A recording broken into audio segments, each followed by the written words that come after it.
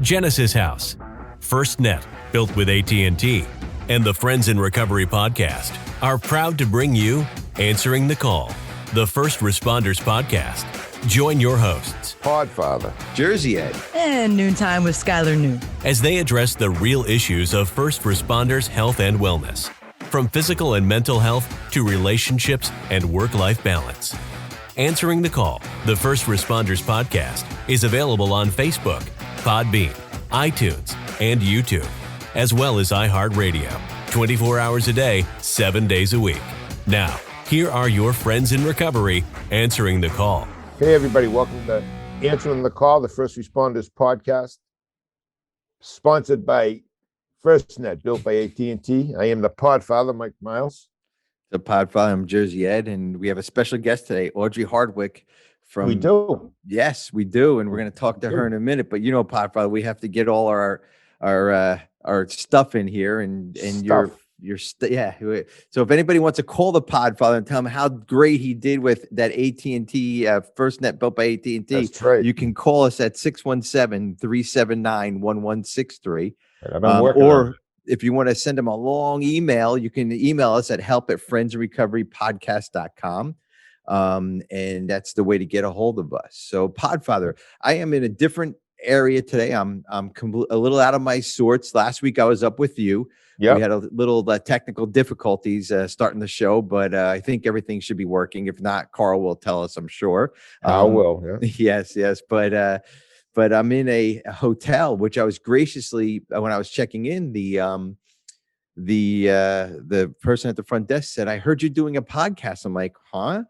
He goes, "I want to put you in the conference room." I was like, Nice. "Oh, that's really cool." So I'm in this really big conference room at this hotel in Matamoros, Pennsylvania, and it's pretty cool. So, but I miss being up there with you, Podfather. I actually miss my studio too, because I just had all that built, not by FirstNet, but by my cousin.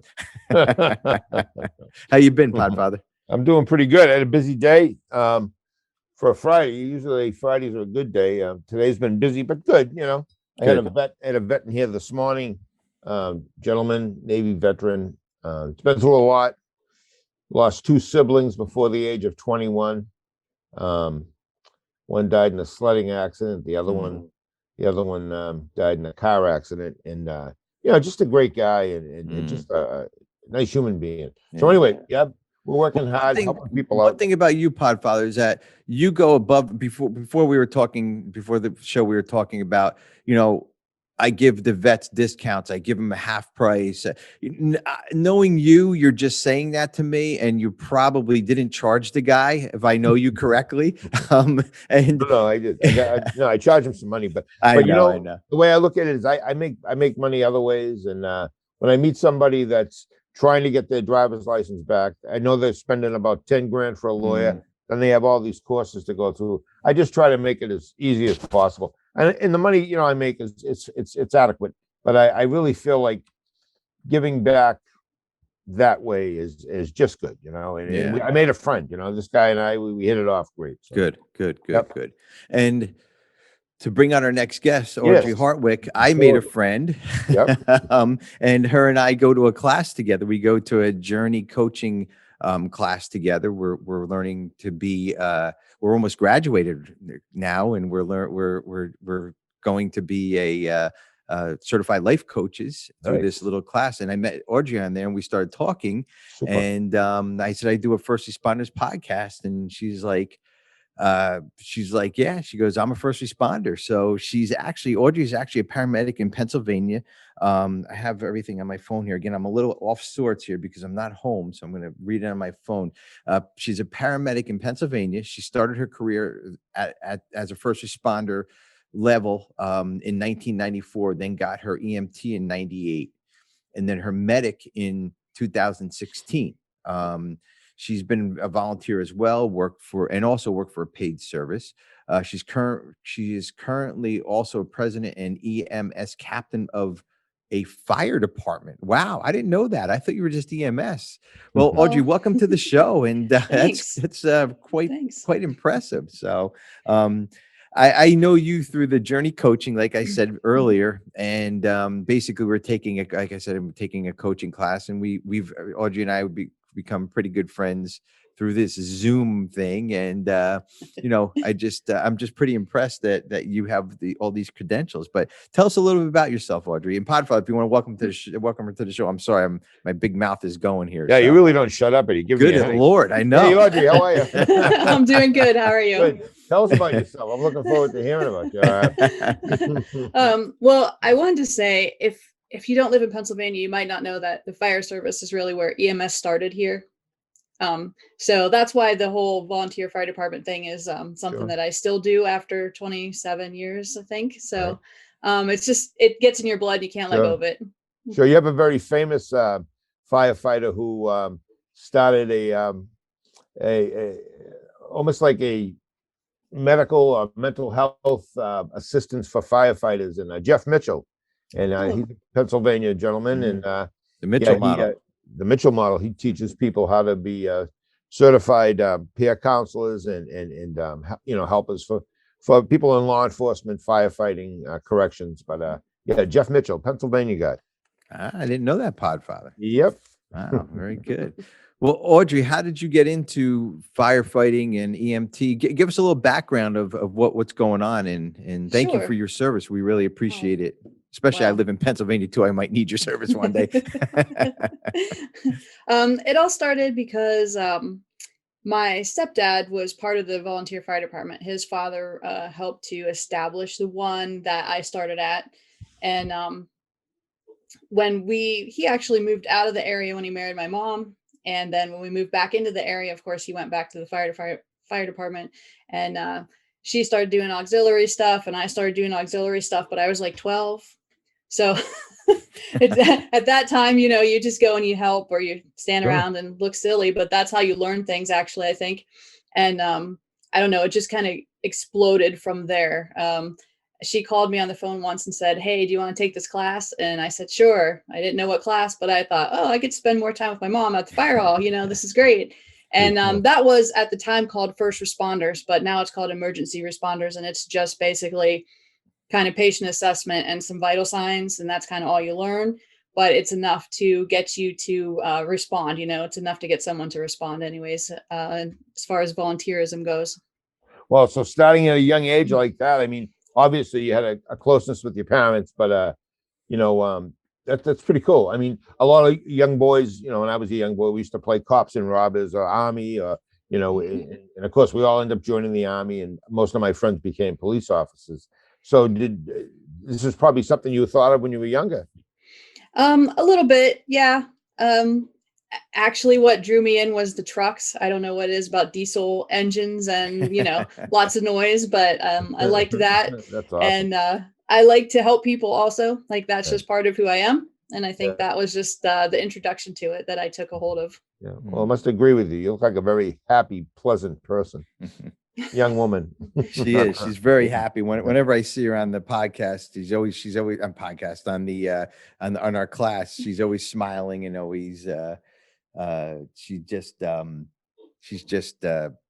very happy. So now I like what you said, that a young age. I mean, that's pretty amazing. Podfather, did you get exposed to your profession at a young age, just like Audrey did, or is that something in a first responder's blood? I mean, I don't know. I know one of my closest friends, his father was a police detective, and we used to go down to the police station and go visit his dad. And then when we got to be 16, Kevin got his license, so we'd take his father's car for a couple hours during the afternoon, after school, and it was just kind of cool going into this police station back in the 60s and 70s, and it was like a beehive. It was a busy place, and all these detectives were running around, and there was guns, and there was cigarette smoke, and there was dirty talk, dirty words being said, and foul language, and it was just attractive. You're like, wow, this is great. So, and then the same guy that I did this with, we joined the Army together to be military police officers, and we both became cops. He became a chief of police. I stayed a patrolman, but So to answer your question, I think it is kind of in your blood. And listening to Audrey made me think the same thing. You know? And Audrey, is that, I mean, obviously you wanted to be close to your mom, and is that how it started, or is that, or is there something before that, or you seen your mom and dad going into this volunteer service? It sounds like you came from a volunteer family. So I did. I think I was always a helper, yeah, I grew up around my grandma, and, you do what grandma does and you help her out and you do things for other people at the same time, because I think my family is also full of helpers. And I think it was just the fire department was just the introduction to public service, basically. Nice. Mhm. And I'm sorry, my wife is texting me here about our treadmill, and I'm like, you got to give me 5 minutes. I'm on a recording. So, but yeah, then it came into you're getting older, and you turned 18, and then you were able to do a career. When did your career start with this? Like, I mean, there's a point where where volunteering is good, but it doesn't pay the bills, Well, it's true. It's true. I volunteered for so long, really. Honestly, it was, let's see. So that was 94. I was 17. Wow. I graduated high school. I went to college. While I was in college, I was like, it's time to bump up to EMT. So I took that class on top of my college courses one semester. And then I stayed volunteer for, a long time, until 2013, actually. So from 94, 98 until 2013, all I did was volunteer stuff.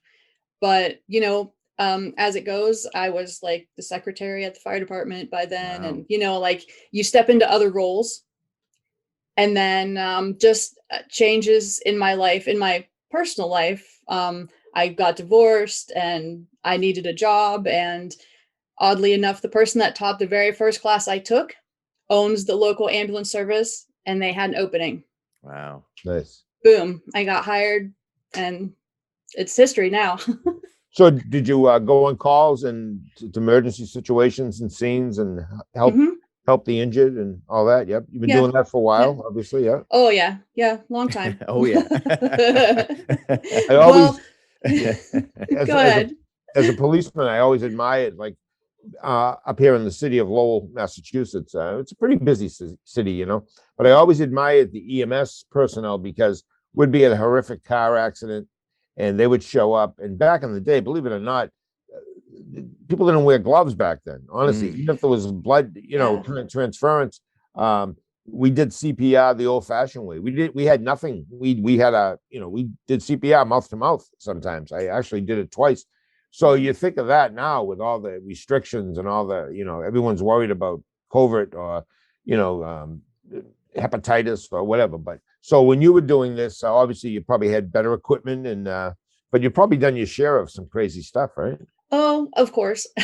Everybody has, and you just do what you have to do, pretty much, Right. And as far as PTSD or post-traumatic stress, have you ever experienced any of that yourself? I actually have that from my marriage. It was abusive, not a great relationship. Sorry. So, for the most part, though, I don't know. No, I think I sort of compartmentalize, whether that's good or bad. My job is my job, and I can do the job. Well, I think what's good is, like, Ed and I have been doing this answering the call show for over a year now, and we did it as a prelude to the Friends in Recovery, which is all about recovery, and so when we started this show, we want to help police, fire, EMS, veterans, corrections, with stress, mental health, but also, substance abuse is there. But obviously, the point of my statement here is that there are a lot of people that are EMS, fire, police, corrections. They never need any type of counseling. They do their job, they process it. They, whether they're just unique individuals or they're healthy in so many ways that it doesn't really affect them. But there are people that come into this profession that are affected by it, and it causes a great deal of stress in their personal lives, professional lives. And I'm sure you've met many like that. Mhm. I have. And in fact, it's part of the reason that I'm going into life coaching. I really want to focus on medical providers. I feel that a lot of times they just don't have Right. anyone to just reach out to just for basic stuff, of Sure, course, sure. not any kind of heavy therapy or anything like that. Right. Sometimes you just need to talk to somebody, and it's nice to talk to somebody who can understand. Right. Absolutely. And a guy like Ed, I mean, obviously you've met him and you've known him for a little bit of time here, but people that are helpers that are always willing to help. Ed does more than he gives himself credit for. He's always talking about his thug life and bad guy life and everything, and that's fine. But he does so much good for Jersey Ed does so much good for people in law enforcement, corrections, EMS, veterans, and everything. He's always there, always answers the call, 100% of the time. And don't you find that type of personality is like? I think we're drawn towards people like that. I think so. I think it's somewhere I heard somebody call them just highly driven people. And I don't know how else to describe it, but you're absolutely right with that. Yes. That's something we have in common. Exactly. Audrey, real quick, we're going to take a break here. It's about that time. When we come back from the break, let's talk about JRNI. Let's give JRNI a little plug. And Sure. they've definitely pushed us across our journey. So when we get back, we'll talk about your life coaching and kind of where your life is going now, because I kind of know you a little bit and I know the direction you want to take. But I think let's give these folks, some people out there who might be on the fence about like you, and let's give them some hope. There is something out there on top of what we're doing. So that sounds great. There's something out there, definitely. yeah, absolutely. Super. Podfather. Hey, answering the call, the First Responders podcast, sponsored by FirstNet, built by AT&T. We'll be right back. You're first. First to respond. First to put others' lives before your own. And in an emergency, you need a network that puts you first. That connects you to technology, to each other, and to other agencies. Built with and for first responders. FirstNet, the only congressionally authorized wireless network for first responders. Because putting you first is our job. Since 1992, Genesis House has been helping real people heal from addiction on their private recovery campus in beautiful Palm Beach County, Florida. Their family-owned program is accredited by the Joint Commission and offers detox and dual diagnosis treatment in a comfortable and confidential setting. At Genesis House, they focus on treating the underlying causes of addiction. Their comprehensive approach includes psychiatric care, individual and small group therapy, trauma healing techniques, and holistic care including yoga, massage, and animal-assisted therapy. After treatment, their clients enjoy the lifelong support of a nationwide network of Genesis House alumni. Call Genesis House today at 1-800-737-0933 to speak with someone who understands. Visit them on the web at www.genesishouse.net. It's time to start your journey to a long and successful recovery. Hey, welcome back. Answering the call, the First Responders podcast, sponsored by FirstNet, built by AT&T. Proud to say that. That's a mouthful, but I'll tell you, it's also an amazing product. Mm-hmm. Wouldn't you agree with me, Jersey Ed? I do agree with you on the FirstNet stuff. And I wonder if our guest today, Audrey Hartwick, wonder if she ever used the FirstNet built by AT&T system. So I have not used it, but I know that it's starting to take over the area. So it's definitely something I'm going to look into. Right. Good. Yeah, absolutely. Please. The whole premise behind it, I know we say it every show, but they're a great sponsor and it's a great product, is that you guys have a specific highway of just basically a band for yourself that nobody else can use, that the first responders always use. Right. So logged up in an emergency or whatever, and they have mobile. If you listen, if you go back, whoever's listening, when you're listening, if there's anybody listening, go back a couple shows and listen to what the woman from AT&T from FirstNet, she was explaining all that, which is pretty cool. So real quick, Podfather, I just want to talk about the copline.org. That's for the mainly for police officers, but at first responders, copline.org is just a network of volunteer police officers that answer phone calls. If you have any problems, maybe if you're not feeling well, or maybe you have some crazy thoughts or whatever, they will help you get some help. They'll they'll talk to you because they either been there and done that, or they understand it. And also you can call them at 1-800-COP line. That's 1-800-267-5463. And we all know, and Audrey, I'm sure you agree with this, because of the job and you see stuff like that, this is a huge resource for anybody that is getting that, getting that exposure to this crazy stuff no human being should see. It's absolutely a huge resource. So important.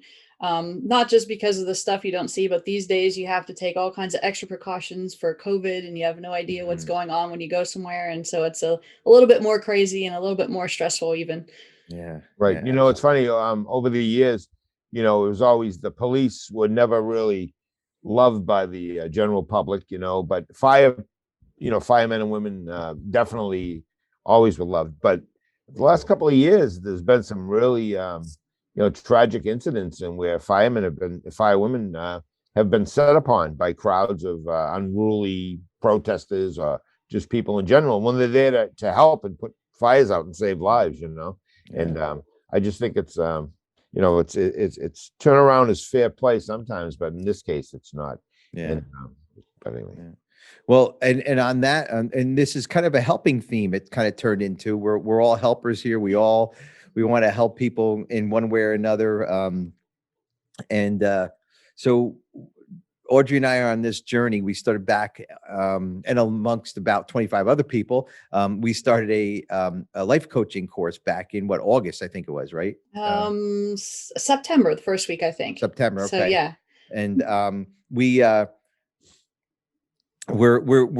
all kind of getting seasoned now, and we're ready to be launched out into the world in another couple of weeks, and we have no idea what we're doing. But I like what you said. I like what you said at the beginning of the show, that and I get if it was in the pre-show or whatever, but that you want to help medical professionals, right. As far as life coaches go. I think that was as we were going into the break, but talk about a little bit about that, because life coaching is not about the trauma. It's not about fixing that trauma. It's more about taking your life where it is now and bringing it into the future, making it better. So tell us how you're going to do that, or some of the things you have planned for the life coaching for that. Sure. It was a long, hard week in August when I decided to be a life coach. It was one of those summers where just everything fell apart and everything was hard, and everybody was having the same experience that I came in contact with. ER nurses, people in nursing homes, just everybody in service was really feeling it at that time. And I'm one of those people that I like to look at the bigger picture and see what I can do to change things for the better. And life coaching just came up at that time. And I was like, oh, this makes perfect sense, because to me, I've been to different kinds of therapy, whether it was grief therapy or, marriage counseling and all kinds of stuff. And those experiences actually really helped me, at least to learn about myself, but also to have a better outlook on life, and just to know that somebody was there for me. Mm-hmm. And so it just made perfect sense. Oh, I need to be available for these people, because I needed someone at that time. And I'm pretty sure everybody I was coming in contact with could have used just a hand to hold, just somebody to support you and say that they're there for you, even would have been so helpful at that time. So that was totally my motivation behind it. Right. That's good. Excuse me. That sounds like good stuff. Really, really good. Thank you. Sorry, I'm coughing here. No, you're fine. As far as my future plans, I have huge future plans that will take time to enact. But, I used to be a homesteader also, and grow my own food and have animals and things like that. And I really want to get back to that. But a dream that I always had when I lived on the farm was to make the farm work for me. So I have a large business plan that includes owning a farm where I do gardening and have animals, but also having enough space to have people come and do retreats and do hands-on stuff with the animals and the gardening, and just get out of their element for a little while to help them reset. I actually had a veteran this morning who I helped, and when I drove him home, he lives on a it's called Iron Horse Farm, and it's they have therapeutic horses, Esquarian there, for children with, terminal diseases, with other diseases as well. Also for veterans, also for police and fire with PTS and veterans, PTSD. And also the gentleman I drove, he works there, but he's also a veteran. He was a patient, and now he's an employee, and just listen to his journey, what this guy's been through, and what a joy meeting him, and humble to a fault, and just a nice man, we just hit it off, and believe me, it was like, if anything good happened today, that was it for me, meeting Sean. It was really, Yeah. Yeah, that's great. That's Yeah. great. And so you're taking now this farm you're talking about. And hopefully one day you're going to help people like the Podfather does. He's unbelievable with helping people. I know, we go back and forth, patting each other on the back, but it's all three of us definitely help people beyond what anybody can probably imagine. And I'm not saying that to kind of toot our horns, but we need people in this world just like you guys, and helping people out to getting to the next level or whatever it is, or just getting back to a level. So, Right. but on this farm, is it going to be EMTs, firefighters? Is it going to be first responders? What is this? This is a pretty cool little dream you got going on there. Thanks. Yeah. I'm open to all first responders. I know I've said medical professionals all the time, but absolutely, my background includes fire, and I would never discriminate against police officers for any reason, because let me tell you, I've worked in some places where police show up on every call. And Sure. even if they just stand outside, it's wonderful to have that kind of support, or to know that if something goes wrong, they're there. That's right. So absolutely respect that 100%. That's real cool. Go ahead, Podfather. I'm sorry. No, it's a generation of turmoil right now. And I watched my two long friends, Billy Callahan, Dennis Moriarty, walk away from the Lowell Police Department today to an astonishing applause, and just hundreds of people from all over the city, just came down to see these two guys. Now, Lowell Police Department has about 230 employees. It's a good sized department, and these two guys are special in the sense that they're community guys. They grew up in Lowell. They're athletes. They're just good people, and it was just nice watching that today, and thinking that, because you're not seeing a lot of that. You're seeing cops being spit on at some of these demonstrations, people getting in their faces and challenging them and attacking them. It's just, it's a very turbulent time to be in law enforcement right now. Yeah. And hopefully it gets better. I don't know if it's going to happen in my generation, but I hope it does. But not only law enforcement and any first responder, because now when the attacks are on the cops or any of the first responders, you have to have somebody like Audrey come in there to clean up everything. Right. And now, Audrey, have you ever put in that position where, like, oh my God, now I got to go help our first responders and figure out everything? Now, am I going to get attacked at this point? And is that like some of your concerns? Because now the helpers need help, and it's just a crazy world now. But is that something that you worry about, or anything that you're kind of fearful of?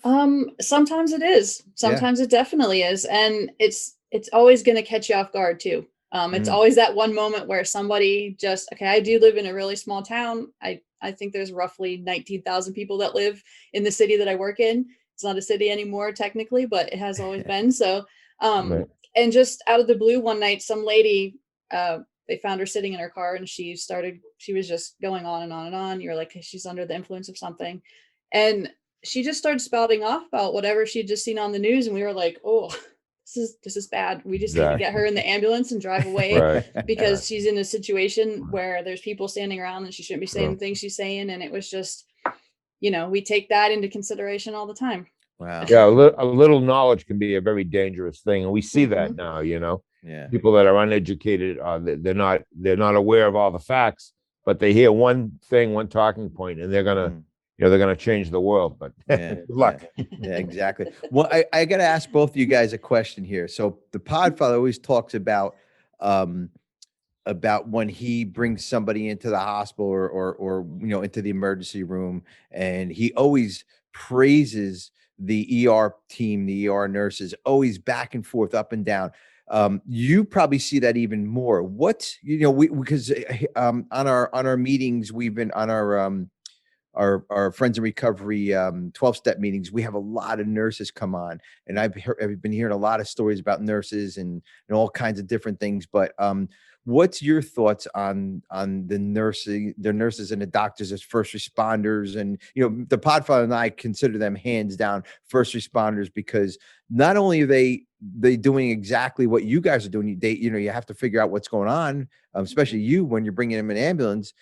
They have to tell their story again to a nurse in the ER. I mean, they're doing your job, but in more of a secured area, I guess. So I guess I don't know. I'm a civilian. I don't know. What do I know? No, it's pretty similar. The jobs are pretty similar. The training might be a little different because again, we're just kind of out there on our own, and they have at least someone to fall back on. But no, I think should be considered first responders in the ER, especially. I think they don't know who's walking in. They don't know what's in their pockets. They don't know what they did before they got there. Right. They also don't know, did somebody come in with injuries and did somebody do this to them?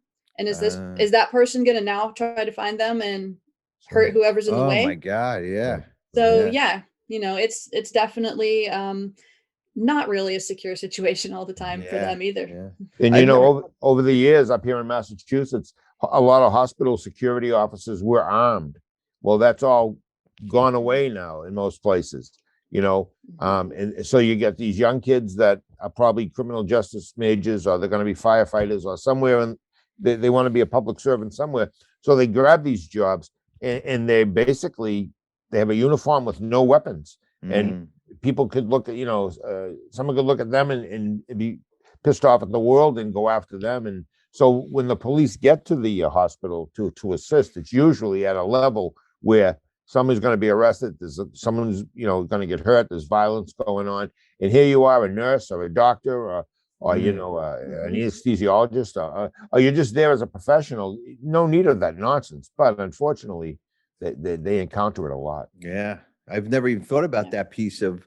Because you guys, when you guys go to the scene, you do your thing, you take them somewhere, and then they're done. But if this person who was trying to hurt them or a spouse or whatever, now they can hone in the hospital, and that's where he or she is. I can go kick their ass there. I can whatever. I've never thought about that. That's crazy, man. That's really crazy. So seen it a lot. Yeah. That's one part I've never really even thought about. But you guys as first responders, I got to tell you, it's just amazing what you guys do out there. It's just amazing. Like Michael show up, and I'm just using this as just, in my head, but Michael show up on a scene and secure things. And then Audrey shows up and helps the person, whoever got hurt or whatever, it's a car accident, whatever it is. I mean, you guys work in such, harmony or tandem that one thing just has to happen after another, and then drop them off in the hospital, and then that whole works goes. I mean, it's just amazing that you guys are part of this whole process of getting somebody from almost dead to healthy to thriving again. And it's just amazing that you guys do that. And I thank you so much for that. And I don't know if you guys ever thought about that, but you guys are that cog in the wheel where if one piece was missing, it wouldn't work. You know what I mean? If Mike didn't show up and the bad guy was still there, you'd be in harm's way. Or if Mike was there and you didn't show up, like, what do we do? But it's just crazy. And I never thought of it that way. And I'm sure you guys never thought of it that way either. You just go and do your job, and that's it. You're probably sitting there like, what's this guy talking about? This is what we do. And this is exactly how it works. But, from an outside point of view, it's just pretty amazing. Well, in the last 15 years too, a lot of fire departments in Massachusetts, well, all fire departments in Massachusetts have now responded to, at one time they did not, but now they have rescue, and they respond to 90% of the calls for overdoses, 90% of the calls for motor vehicle accidents, maybe even 100% of the calls. But they're on the scene more than they ever were back in the day when I was a young cop. They're there to help, with any type of medical needs, and along with the first responders, the EMS, technicians, and it's just it's a collaborative effort of a bunch of people that have similar personalities, different jobs, but kind of like the same job too. But what's common to them is they're all in harm's way if they're not paying attention. you know. Yeah. Everybody's got to do their own job, you know. You have to make sure no one's getting run over if you're in the middle of a road, and you have to make sure if there's a fight or something, like you said, Eddie, people want to retaliate. So it's a very serious job, and the money they make, I guess it's adequate, or they wouldn't be doing it. But to me, you can't pay them enough.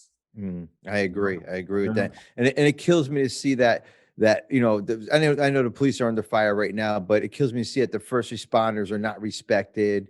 Like what happens if these people who are doing all this, saying all this bad stuff, what happens when they need help? You know what I mean? What happens?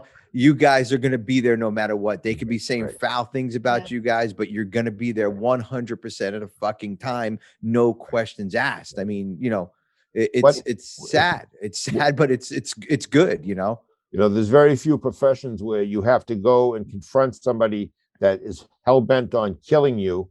So you have to take appropriate action, use appropriate force necessary to subdue that individual. And if that requires shooting them, you do. And then the moment after you do that, now you have to try to save their lives, and anybody that's there and observes this, they're going to be set upon. It's really a very, very difficult quagmire of an incident.